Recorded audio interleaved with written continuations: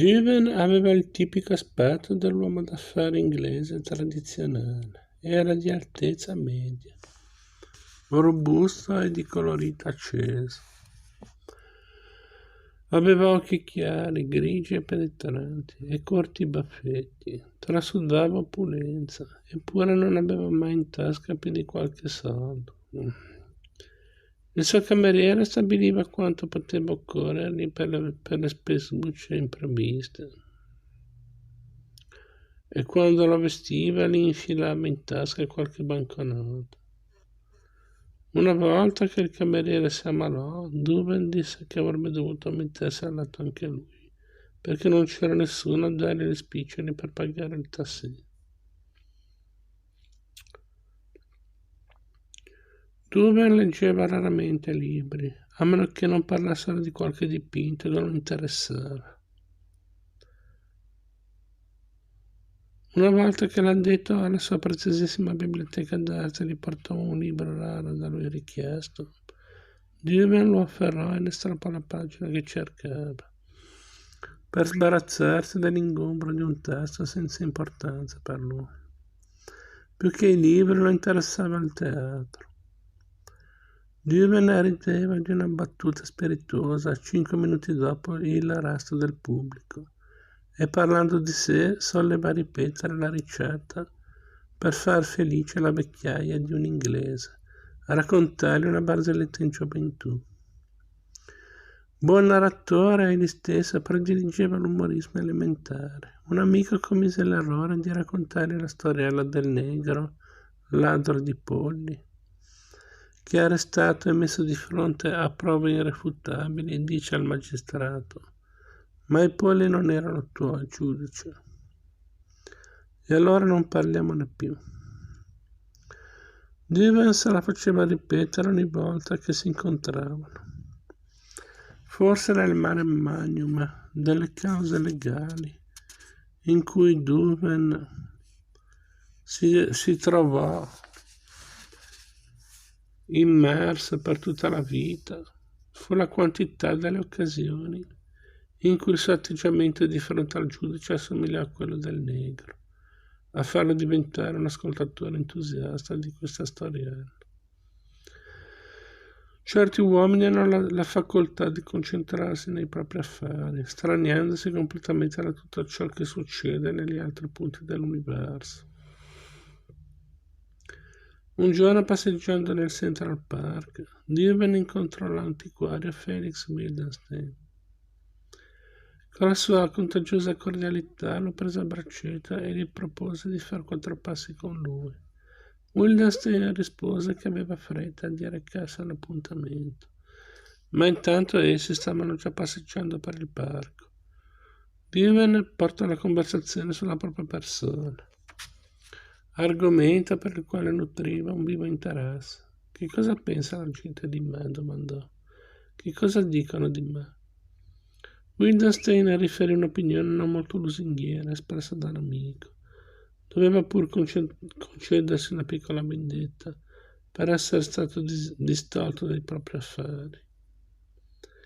Dubin non si scompose di fronte a quel giudizio ostile. «Benissimo», ribatté, come se solo un'opinione favorevole avesse potuto turbarlo. «Comunque crede che io sia un grand'uomo». Una volta Dubin ritenne necessario persuadere Henry Frick, magnate dell'acciaio e fondatore del Frick Museum di New York, che un quadro di qualità lo si poteva ottenere solo per mezzo suo.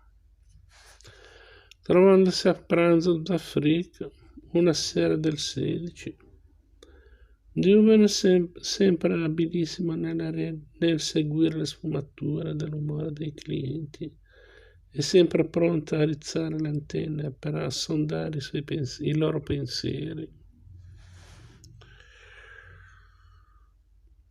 si accorse che il suo anfitrione aveva un'aria assente e ansiosa nel medesimo tempo, e alla fine riuscì a strappargli la notizia che egli era sulle tracce di un quadro di estrema importanza, senza tuttavia poter scoprire di che cosa si trattasse.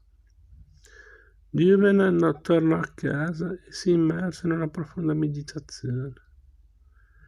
In pochi giorni, attraverso le vie sotterranee del mercato, scoprì che Sir Audrey Dallas Neld, che abitava nel Wiltshire, stava per vendere a Knoedler la passeggiata in St. James Park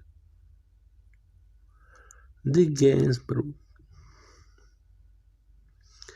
Evidentemente era questo il quadro a cui Frick alludeva.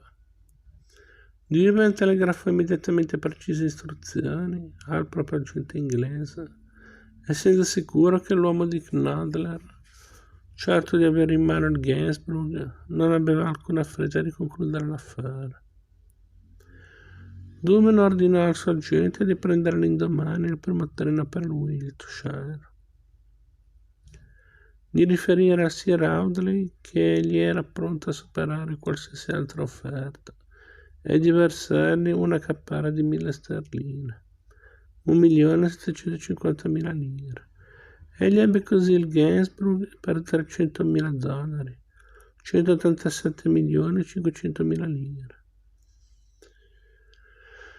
La volta successiva che andò a pranzo da Frick lo trovò abbattutissimo. Ho perso il quadro, gli confidò Frick. Ero sulle tracce di un dipinto importantissimo, la passeggiata in St. James Park di Gainsborough. Già, signor Frick, ribatté Duven. L'ho comprato io.